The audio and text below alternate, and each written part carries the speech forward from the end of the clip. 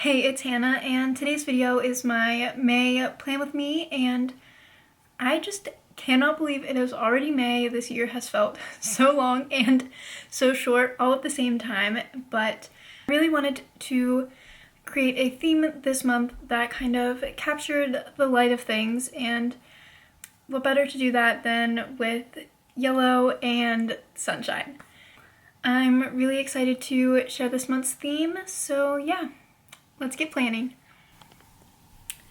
Okay, so like I said, this month's theme is going to be yellow and sunshine based. I didn't really have an exact approach whenever I started filming this, so I mapped out what I could, but I knew that I wanted to start this month off with a quote just like I do every other month, and I wrote, "Sometimes you have to create your own sunshine" for this month, because I just felt that it was very fitting with everyone being at home and constantly being in your own thoughts, and I just thought that sometimes, you have to do it for yourself and not for anyone else. And moving on to the title page, I wanted to incorporate scrap paper, so I just ripped up 2 yellow papers and then cut some craft paper, and I overlaid the yellow papers to kind of look like a mountain a little bit. It doesn't really look like that, it kind of just looks abstract, but at the top I just wrote out May in cursive, and I honestly was not feeling how thin letters were, so I eventually went back in and thickened it up a little bit, and then down on the darker yellow I just drew a sun, and even though I traced it, my circle was not good, so I kind of just went around a bunch of times, and I actually really liked the way that that looked so much better, and I actually continued it throughout the rest of the design. And I'm really happy with how this turned out because I had no idea what I was going to do, and it's honestly one of my favorite spreads I've ever done. And moving on to the calendar spread, I wanted to do something different since I'm not really going to be going anywhere in May, so I didn't need a big calendar because I have a school calendar separate.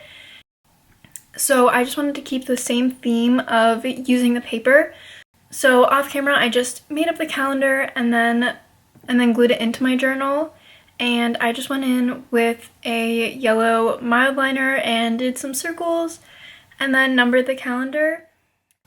And most months I like to add a goals and highlights section with the calendar just because those are 2 very important things for me to have in my journal. So at the top I just drew another sunshine very similar to the one that I had on the title page, and I really liked how the yellow was all on the left page, but I also kept the flow of the craft paper by pasting those down and writing goals and highlights on them, and honestly I think the spread works really well. And I thought it was just missing one thing, so on the top of the calendar I wrote May again and added little lines to it, and I just really like it. The next page is my mood tracker. I really don't like to do mood trackers because I honestly never fill them out, but I wanted to this month because I think it'll just be nice to look back and see how my moods are throughout this time being at home. And I made a little key outside of my journal because I didn't leave a spot for it, but basically it's just going to be a giant sunshine and I'm going to fill it in with yellow colors. And the next page is my habits tracker. If you watched my video from last month, you'll see that I did a completely different approach to my tracker and it did not work out at all. So I'm sticking with the usual. I just squiggled in some yellow to keep the theme going, but I didn't want it to be overpowering because of the mood tracker. I just wrote out habits and then wrote out tracker in cursive, just like I did for the mood tracker. And in my brush pen, I wrote out all of my habits onto the yellow squiggles. And of course, I had to number from 1 to 31, and I did make some mistakes because I used a different pen this month, but it's fine, we all make mistakes, and I'm not going to do anything to cover it up because I really like the way that this looks. Now, the next page is pretty simple. I am just continuing the theme with the paper, and this is my brain dump page, so I'm just keeping the colors the same in the corners. I ripped out some paper and fit them there, And then I am once again using the craft paper as the title block. And I just wrote brain dump, and I wasn't super in love with the way that it turned out. So I added some washi tape. It's kind of noticeable, but it's not really noticeable, but I think it just adds enough. And I think that this spread is perfect for what it is because I use these spreads a lot for all sorts of different ideas, and I need as much writing space as possible. And lastly, for my weekly spread, I went in with my same Mildliner and just did the same squiggles that I did for that habit tracker as kind of like the base for my sunshine to kind of tie those together, but also incorporate the sunshine without having to cut up a bunch of paper.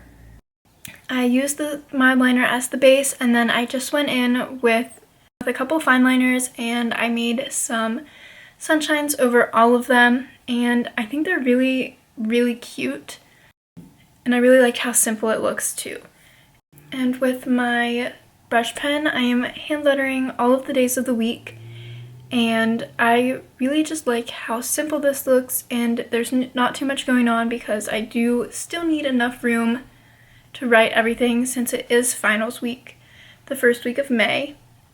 And yeah, that is the final look, and here is the flip through.